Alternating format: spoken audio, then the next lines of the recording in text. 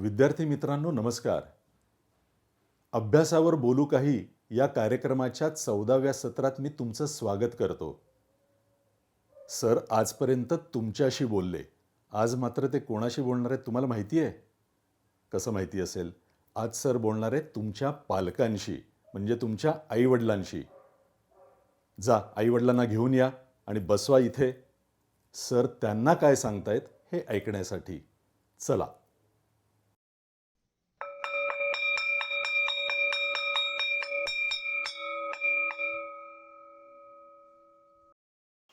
अभ्यासावर बोलू काही हा इतका महत्त्वाचा विषय आहे की तो जसा विद्यार्थ्यांसाठी महत्त्वाचा आहे तसाच तो पालकांसाठीही महत्त्वाचा आहे.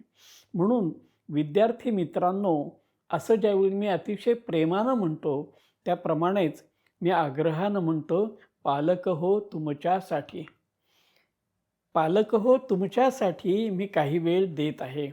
मला माहिती आहे की आपल्यापैकी अनेक पालक हे ज्येष्ठ आहेत, श्रेष्ठ आहेत. कदाचित माझ्या वयापेक्षा जास्त असे आजी आजोबाही असू शकतात. आपल्यापैकी काही पालक हे उच्च पदस्थ असतील, खूप वेगळ्या वेगळ्या पदांवर काम करत असतील.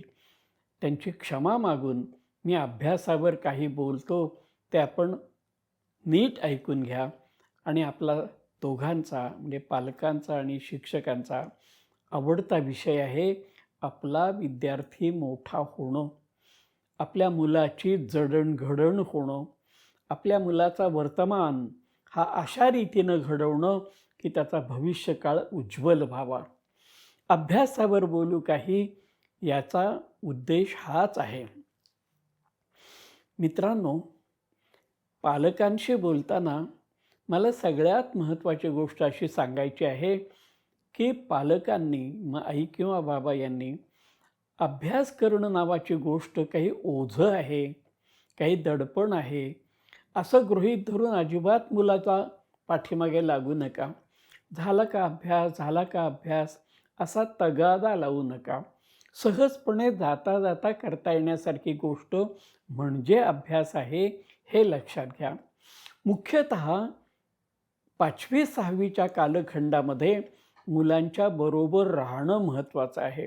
मुलांच्या बरोबर राहणं याचा अर्थ मी तुझ्याबरोबर अभ्यास करतो, मी सांगतो ते तू ऐक असं नाही आहे.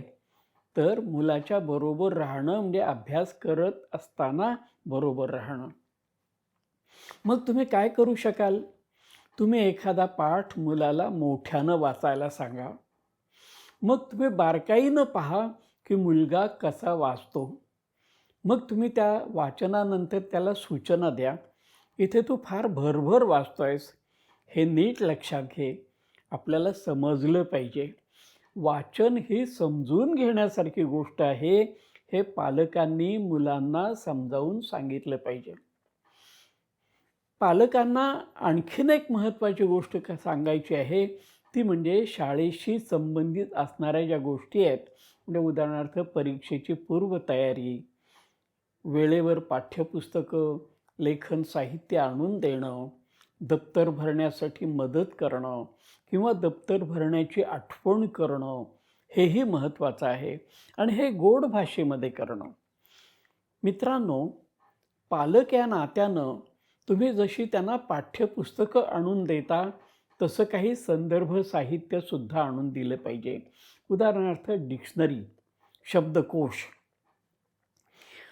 जसं इंग्रजी मराठी शब्दकोश आहेत तसं मराठी इंग्रजीही शब्दकोश आहे. तो तुमच्याकडे नसेल तर ते तुम्ही लक्षात ठेवा. विज्ञानविषयक जे शब्द आहेत ते सुद्धा आपल्याला कोशातून बघता येतात. जर तुमचा विद्यार्थी, तुमचा मुलगा संस्कृतचा अभ्यास करत असेल तर संस्कृतचीही डिक्शनरी आपल्या घरामध्ये असणं आवश्यक आहे. भूगोल हा तर अगदी अटळ महत्त्वाचा असा विषय आहे.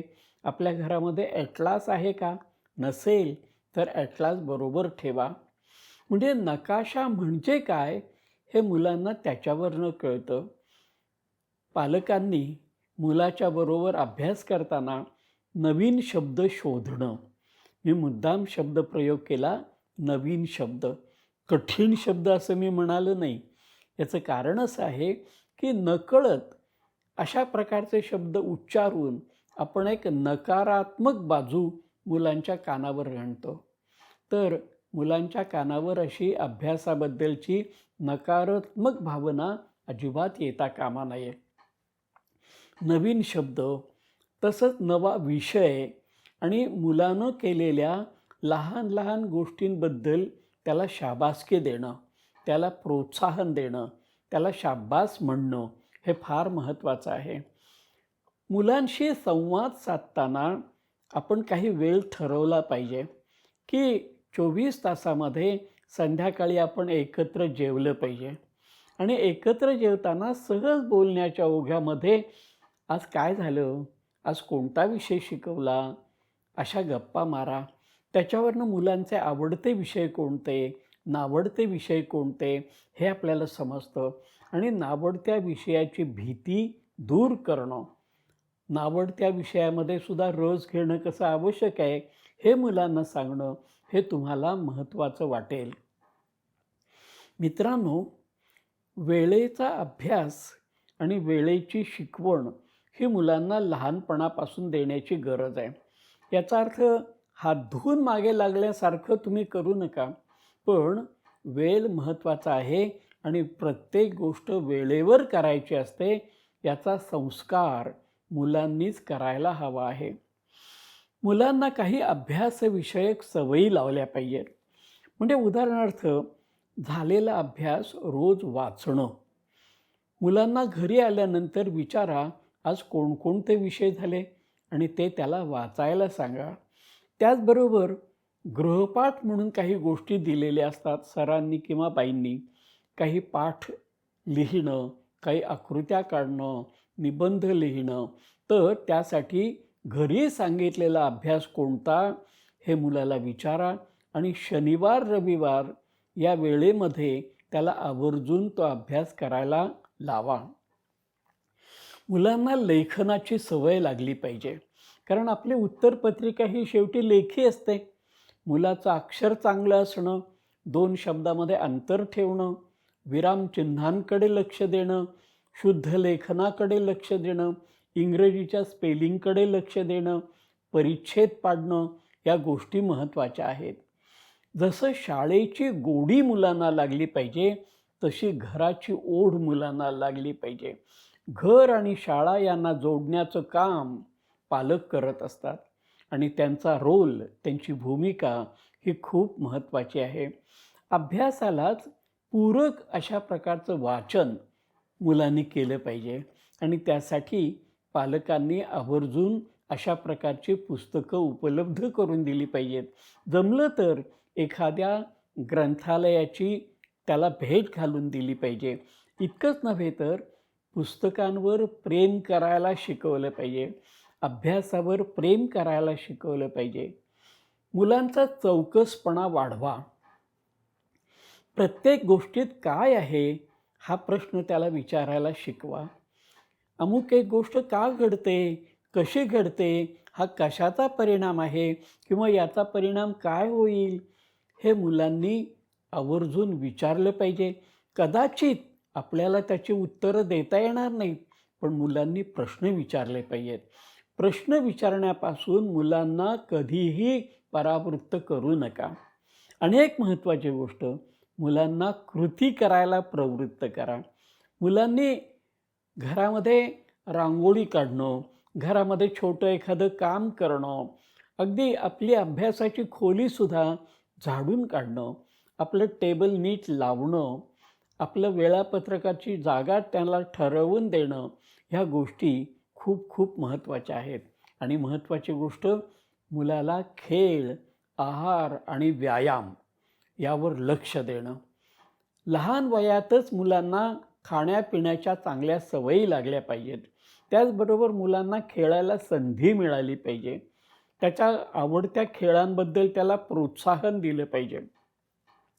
अभ्यास करणं म्हणजे सारखं पुस्तक घेतलं पाहिजे असं अजिबात नाही. हे लक्षात ठेवा. अभ्यासाकडे मुलं लक्ष देतात की नाही हे आपण पाहिलं पाहिजे. तो सातत्यानं वाचतो तेव्हा त्याचं दुर्लक्ष होतं का? मध्येच तो विषय थांबवून दुसरं काही करतो का?